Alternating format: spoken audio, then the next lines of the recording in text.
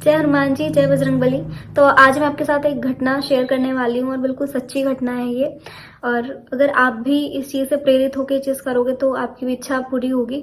तो आपको कुछ नहीं करना है, वैसे थोड़ा सा टफ है ये करना, पर आपको एक स्टोरी सुना रही हूँ पहले तो एक मेरे जानने वाली है, मतलब मैम है स्कूल में, मेरे साथ ही पढ़ाती हैं। तो उनकी जो सिस्टर है वो आर्मी की तैयारी कर रही थी काफ़ी टाइम से। तो उनका मतलब कभी फिजिकल में रह जाते थे वो, कभी रिटर्न में रह जाते थे, कभी किसी चीज़ में, मतलब कई बार ऐसा होता था, बहुत सारी चीज़ें हो रही थी और वो रह जा रहे थे। तो वो बहुत परेशान हो गए। तो उनकी बहन, मतलब एक बारी फिर उनका उसमें था, इंडियन इंडियन नेवी में था उनका ना। तो उस दिन उनका फिजिकल था।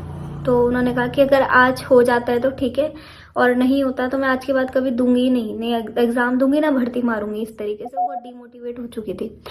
तो उसके बाद वो गए वहाँ पे भर्ती मारने के लिए।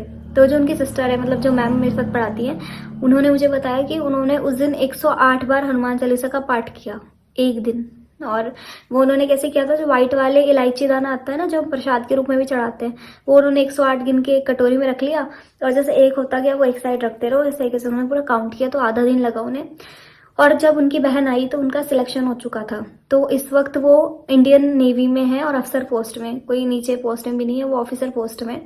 तो ये बिल्कुल साक्षात एक ये चीज़ हुई थी।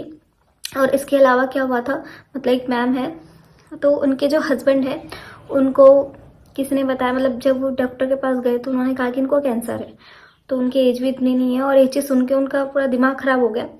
तो उन्होंने भी 108 बार हनुमान चालीसा का पाठ किया था। और जब उसके बाद उन्होंने रिपोर्ट चेक कराई तो बिल्कुल नॉर्मल हो चुका था, कैंसर नहीं था, वो रिपोर्ट ही गलत आई थी। तो सिर्फ एक दिन में हनुमान चालीसा के पाठ करने से इतना सारा आपको अद्भुत चमत्कार देखने के लिए मिलता है। और आपको पता ही होगा कि जो हनुमान जी हैं, केवल कलयुग में सिर्फ वही एक देव है जो सिद्ध है और जिनको पूरी शक्तियां मिली है। क्योंकि ऐसा कहते हैं कि कलयुग में पाप की वजह से बाकी सभी देवी देवताओं की जो शक्तियां हैं वो आधी हो गई हैं।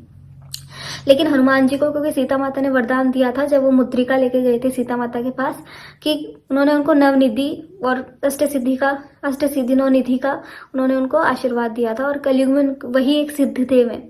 तो हनुमान जी एक ऐसे देवता हैं जिन्होंने जब भी कोई काम किया, उन्होंने कभी, मतलब उन्होंने अपनी लाइफ में कभी हार का सामना नहीं किया। आपने देखा भी होगा, जब भी भगवान को भी किसी चीज की जरूरत पड़ी तो उन्होंने हनुमान जी को ही बुलाया, चाहे वो भगवान कृष्ण हो, जब महाभारत का युद्ध था।